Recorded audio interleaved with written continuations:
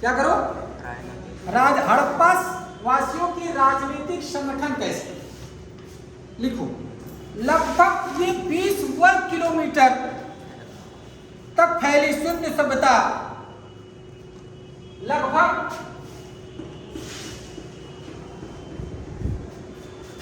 20 लाख वर्ग किलोमीटर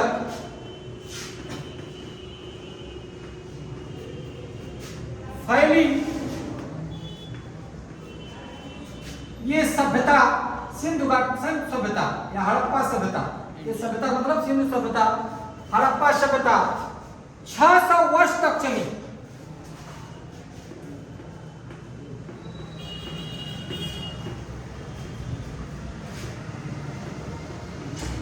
कितने वर्ष तक चली? 20 लाख वर्ग किलोमीटर फैली, कितने वर्ष तक चली? 600 वर्ष तक चली। हड़प्पा का शासन संभवतः, सीधे सीधे लिखो, अलग अलग इतिहासकार अलग अलग मत दिए। कोई कहता है पुरोहित, कोई कहता है इतनी बड़ी कोई न कोई राजनीतिक शासक रहा होगा, क्योंकि उसकी अलग अलग राजधानी है। हड़प्पा सिंधु में, मोहनजोदड़ो रावी में, और आपको हड़प्पा इतनी बड़ी राजधानी है। राजधानी मिला है तो कोई कोई एक जो है संगठित कोई न कोई केंद्रीय संस्था है, ये तो है। उस केंद्रीय संस्था में हो सकता है वणिक वर्ग हो या पुरोहित वर्ग, अलग अलग विद्वानों ने अपने हैं, लेकिन व्यापार सबसे ज्यादा प्रचलित थी। तो दुर्ग में निवास करने वाले पुरोहित भी हो सकते हैं, वणिक भी हो सकते हैं, अपनी अपनी सब अलग अलग विचार हैं। लेकिन हड़प्पा का शासन संभवतः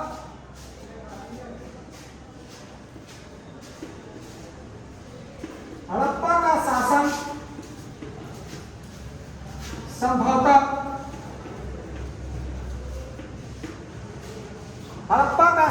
संभवतः वणिक वर्ग के हाथों में था। वणिक माने व्यापारी वर्ग,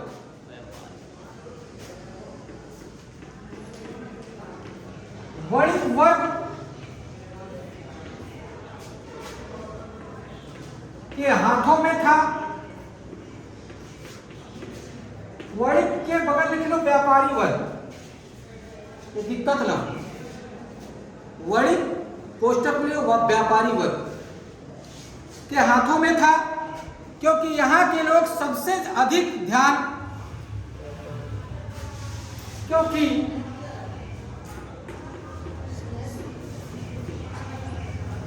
यहां के लोग सबसे अधिक ध्यान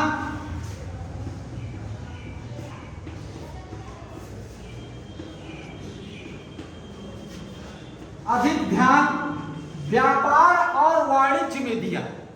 लिखो, व्यापार और वाणिज्य की ओर दिया ध्यान। व्यापार और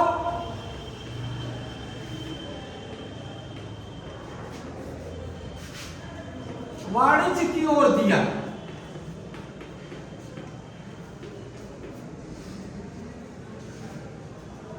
तो कैसी थी? व्यापारी वर्ग हो सकता, कंट्रोल कौन करता? व्यापारी। वणिक वर्ग या केंद्रीय उच्चतम में कौन पूरी सभ्यता का कंट्रोल कौन कर रहा? व्यापारी या वणिक वर्ग कर रहा। हंटर के अनुसार, इतिहासकार हंटर के अनुसार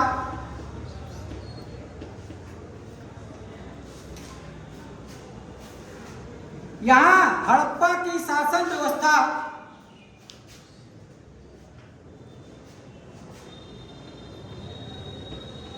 हड़प्पा सभ्यता की शासन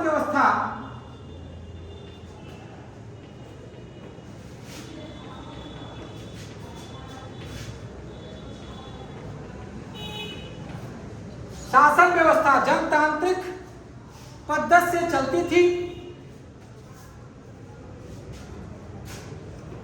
जनतांत्रिक,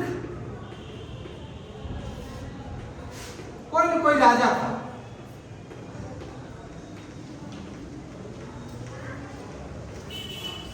अराजकता फैल जाती, फैल जाती कि नहीं। मायके के अनुसार हड़प्पा सभ्यता में जनप्रतिनिधि का शासन था। मायके के अनुसार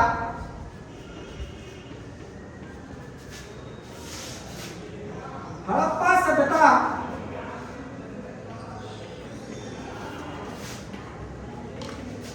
जनप्रतिनिधि का शासन था।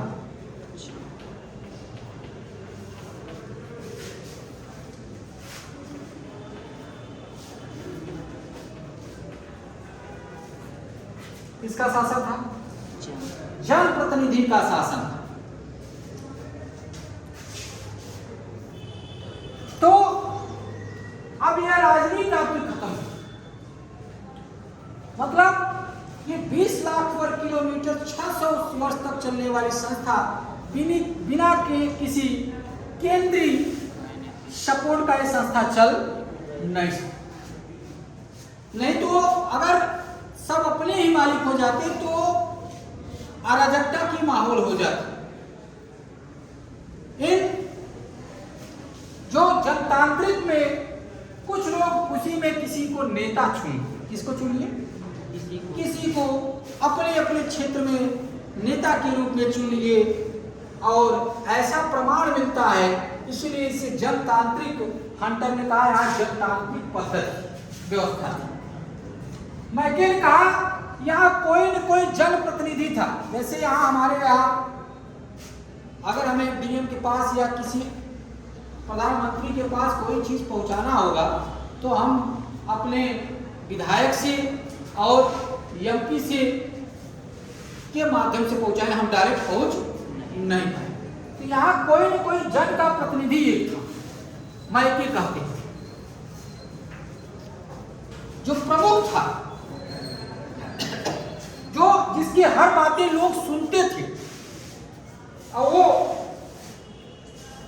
चाहे राजा हो सकता है, चाहे पुरोहित हो सकता है, चाहे वणिक वर्ग हो सकता है।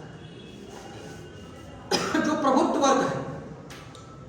वर्ग है वो भी हो सकता है, जो इतनी बड़ी विशाल 20 लाख वर्ग किलोमीटर फैली हुई सभ्यता को 700 वर्ष तक खींचकर ले गया, 600 वर्ष तक खींचकर ले गया। बिना किसी केंद्रीय सपोर्ट से इतनी दूर तक संस्थाएं नहीं चल। सामाजिक संगठन लिखो, डालो।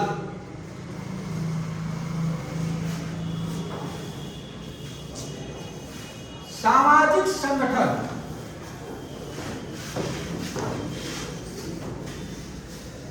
ये लास्ट आज खत्म हो जाएगा आधा घंटा में।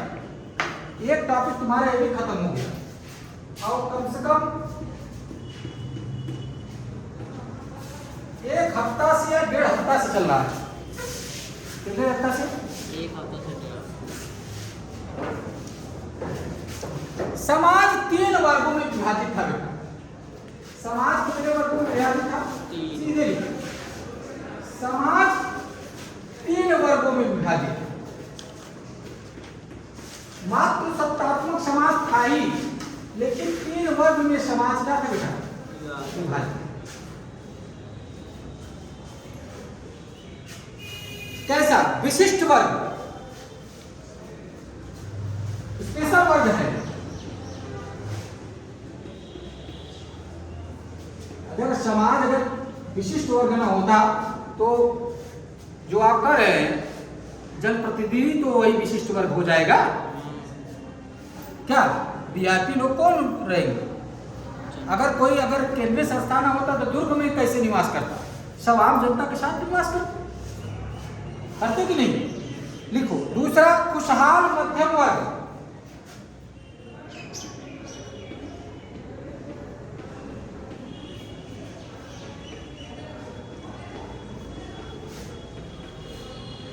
तीसरा, कमजोर वर्ग। लो, समाज भी विभाजित हो गया उसी से।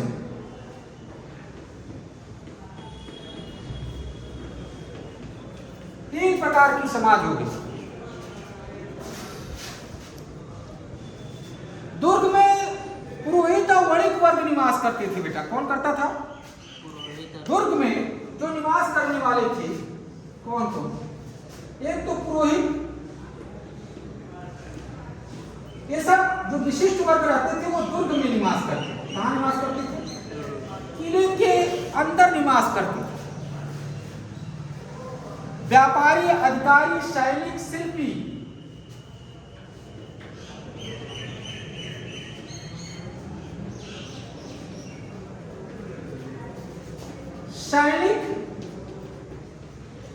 शिल्पी जो बनाते थे मूर्ति उर्ति, वो भी महत्वपूर्ण होते, राज दरबार में ही रहते। खुशहाल वर्ग में जो मध्यम वर्ग है कौन है? किसान वर्ग, बड़ा ही है, वही हो सकता है। कौन? किसान, कृषक, बढ़ई, बुनकर, मनके बनाने वाले,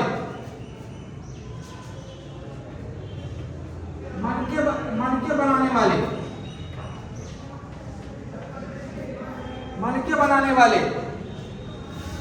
शिल्प, जुलाहे, श्रमिक, नाविक, जुलाहे, श्रमिक, नाविक, ये सब आज भी तो ये मध्यम वर्ग वाले कहाँ रहे? किले में। हाँ, हम जाए संसद भवन भर सकते हैं क्या? संसद भवन जाने के लिए तो लोग मार खाए, अभी मारे है ना दिल्ली में। हाँ, वहाँ विशिष्ट वर्ग है, हम सब मध्यम वर्ग है, पीटे जाएंगे। अपना अधिकार मांगेंगे तो क्या करेंगे? वही सलाह है, जनप्रतिनिधि ने चुन कर हम भेज दिए, अब वो मनमानी कर रहे हैं, गलती को गलती नहीं मान रहे। और ये नगर के निचले वर्ग में रहते थे,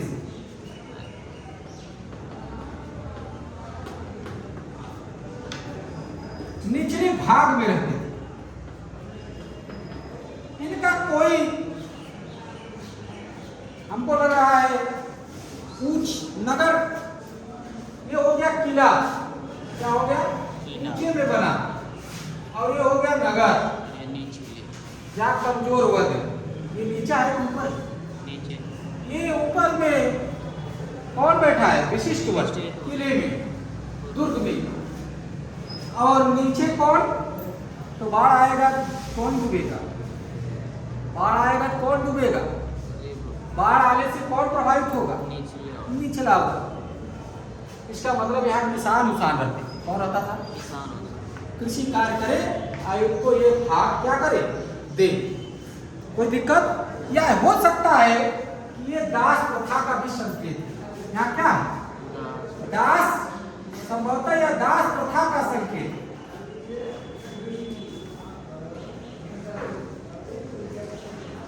है कि नहीं बेटा? राजा ऊपर किला में रहेगा, ये किला दुर्ग है, यहाँ पुरोहित विशिष्ट वर्ग रहेगा, ये नगर है, यहाँ आम जनता है। तो जब इतने 3 भागों में समाज विभाजित हो गया, विशिष्ट वर्ग, खुशहाल, मध्यम वर्ग और कमजोर वर्ग, तो यहाँ दास प्रथा की संकेत आ रही थी, आ रही है ना? तो दास प्रथा की लगभग प्रचलित था, लेकिन स्पष्ट प्रमाण नहीं, स्पष्ट प्रमाण नहीं मिलता है बेटा। कोई दिक्कत यहाँ तक किसी समझने में? नहीं ना? नहीं, समझने में दिक्कत होना भी नहीं चाहिए। लिखिए, स्त्रियों की दशा, बस लास्ट, आर्थिक पढ़ा के स्त्रियों की दशा लास्ट, और सब तुम सब जानते हो।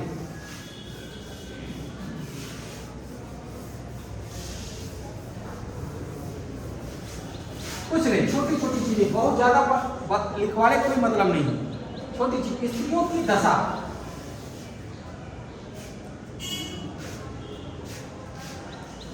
वही आप अगर लिखो कि स्त्रियों की दशा में ऐसी बता दे रहा हूं आपको,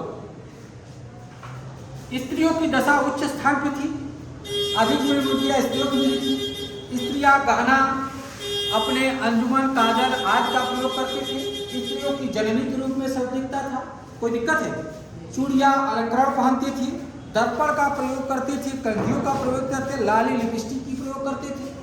नवसारी में सिंदूर का प्रमाण मिला है। तो लोग हिंदू विधि का भी पालन करते थे, अपने सुहाग के अमृत के लिए पूजा पाठ करती थी और मातृ प्रधानता स्त्रियों के स्थान प्रमुख। स्त्रियों की दशा समझ गए? और आर्थिक जीवन लिखो, आर्थिक जीवन मुख्य है। आर्थिक जीवन बताओ।